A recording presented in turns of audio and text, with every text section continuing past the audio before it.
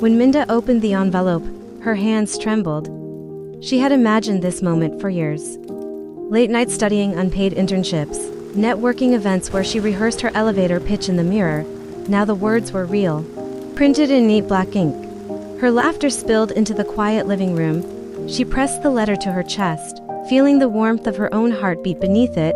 This was it, the dream job, the validation, the proof that all the sacrifices had been worth something.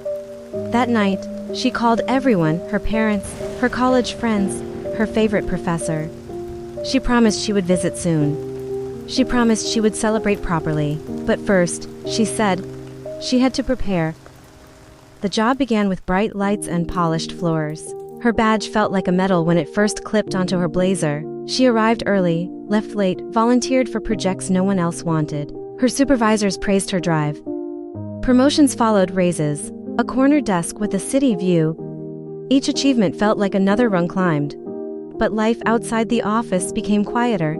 She missed her cousin's graduation because of a last-minute presentation. She watched it later through shaky phone footage, clapping alone in her apartment. She canceled dinner with her parents 3 times in a row. Next month, she promised again. When her college friends planned a reunion trip, she declined. Quarter-end reports were due. They sent photos, laughing on a beach, arms tangled together like no time had passed. Minda double-tapped the images between meetings.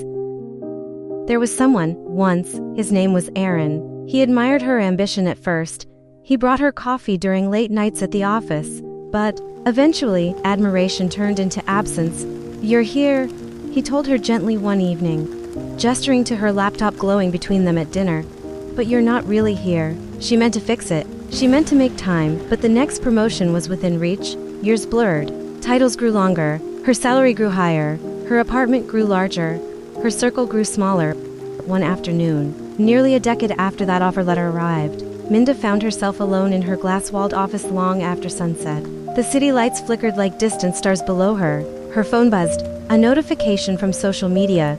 Her younger sister had posted photos from a family gathering, a baby shower. Minda hadn't known the date had changed. In the photos, everyone was smiling. Her parents looked older. Her sister glowed. There was a space on the couch where Minda used to sit.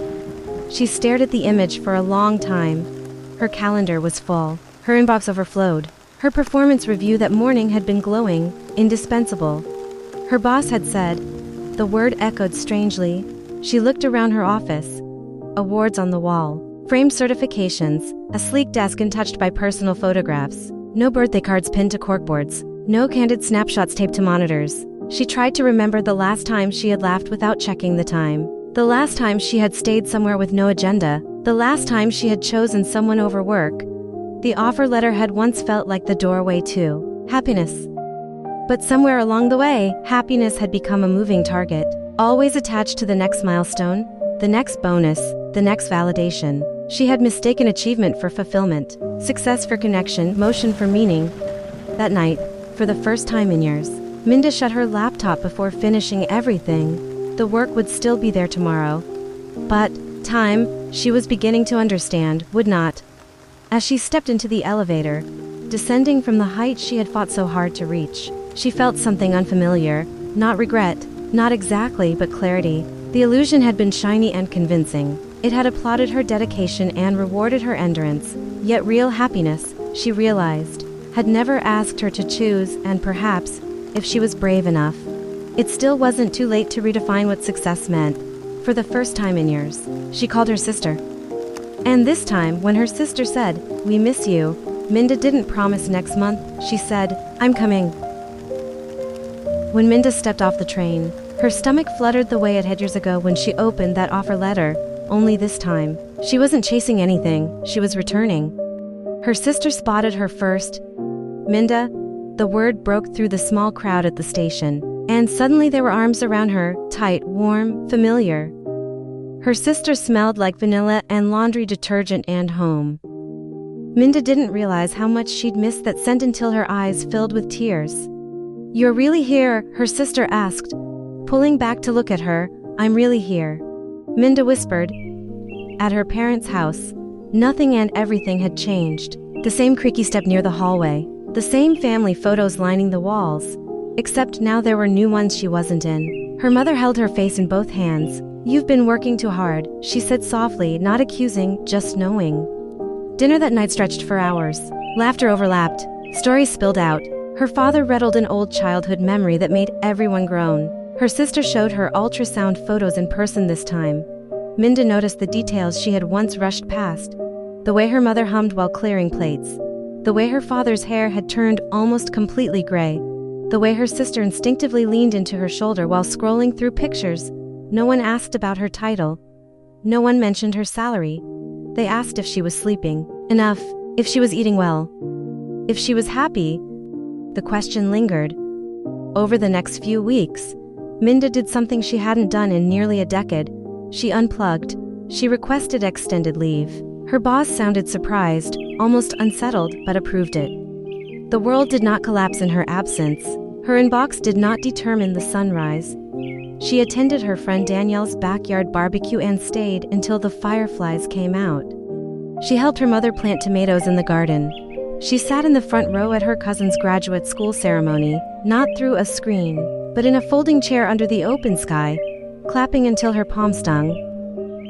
One afternoon, she met her college friends at the same cafe where they used to study. There were new lines around their eyes, new stories, engagement rings, career shifts, babies. "I used to think you had it all figured out," one friend admitted. Minda laughed gently. "I thought so too."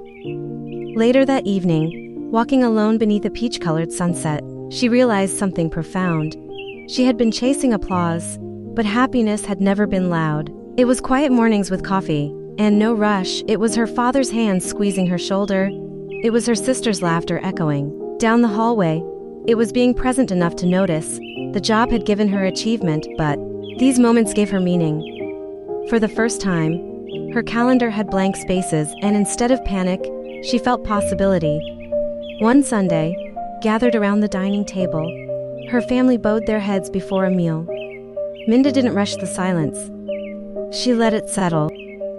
Gratitude felt different now, not tied to accomplishment, but to connection. Her phone buzzed in her pocket. Work emails. No doubt, she didn't reach for it. Instead, she reached for her niece's hand. And in that simple gesture, she understood. Happiness was never the corner office. It was this table. These voices. This imperfect, beautiful, fleeting time together. The illusion had once sparkled brightly, but the truth, she now knew, was softer and infinitely richer.